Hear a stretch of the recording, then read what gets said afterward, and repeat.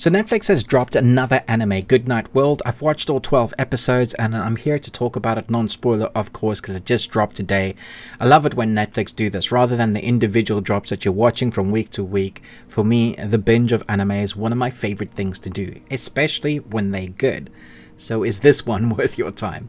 Let's talk about it. 4 miserable members of a dysfunctional household have no idea that they formed a happy family unit in an immersive VR game with each other.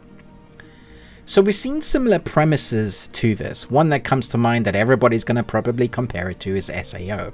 But if you took SAO and then you kind of tilted it on its head and did a 180, that's more like what this storyline is. I feel like there's 2 types of genres in this. There's a coming of age, dysfunctional family sort of anime, the ones that we've seen all before, the ones that people go and escape into this VR world and go on adventures. We have that one. And then we take the horror aesthetic of anime and you combine that with an AI storyline, which is so very prominent and popular to use at the moment. You mash those together and that's kind of what you get here. Now for the first few episodes, probably 7-8 episodes, there weren't any actual characters in this that I was rooting for. There was a lot that I didn't really care emotionally for. What I did find was that those characters I sort of love to hate. The parents in this are like Disney parents. They're either not there, not present, or dead, or need to be dead.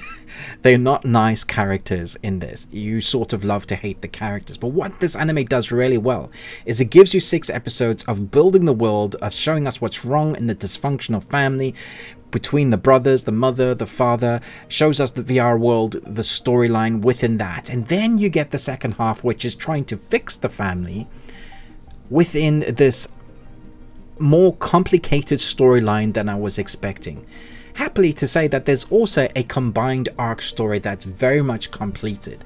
They leave it open somewhat, maybe, if they want to do a second season, but for the most part, this can stand alone, which is great, because we have so many TV series and movies that leave it open for an opening that's not really ended, or even massive cliffhangers, and then we never get to come back because of the state of entertainment. So thankfully, we have a complete storyline here.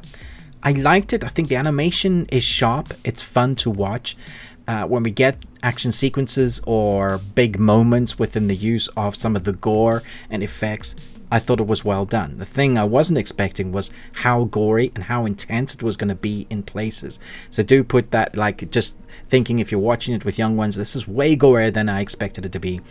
Comparing it to SAO, at the beginning, it's fairly easygoing, but as you dodge deeper into the anime, you will find that it does get darker, and the storyline is much darker than you expect it to be, much more real than you expect it to be. The characters become more fleshed out as we get to know the story, but it does take you a while to get there. You have to give it a few episodes to get into the nitty-gritties of the characters becoming more than one-dimensional characters, two-dimensional characters. To become real and meaningful to you, you've got to give it at least 8 episodes. The thing that does work for me, I thought the score was really fun. I thought the colorization of the animation, especially in the movements of the big action sequences, I think worked well. I think both the dubbing and the subtitles are excellently done, so there's no real issue there. Well, at least for me, I watched a few in both, and I felt those character nuances in both of the dubbing and the subtitles, so I think that's fantastic. Obviously, I always recommend watching subtitles originally. I would be interested to see if those, I don't know if it is adapted from a manga, I presume it is, but if you have read the original, let me know how much it kind of takes away or how much it differs. Is this a good adaptation? For me, this was a nice find. It ended up being much better than I expected. I stayed away from the trailers. I just knew this was one that was on the radar and I was going to watch it. So it takes a while to get into it, but once it gets there, because the story is more complicated than I expected, darker than I expected, and they didn't shy away from that darkness with the gore or how messed up some of the family moments are, that's when I was intrigued. And that was mostly the last 4 episodes. So that's not to say I wasn't intrigued in watching it beforehand. I wanted to see where the story was going to go and what they were going to do with it. It was going to be anything different.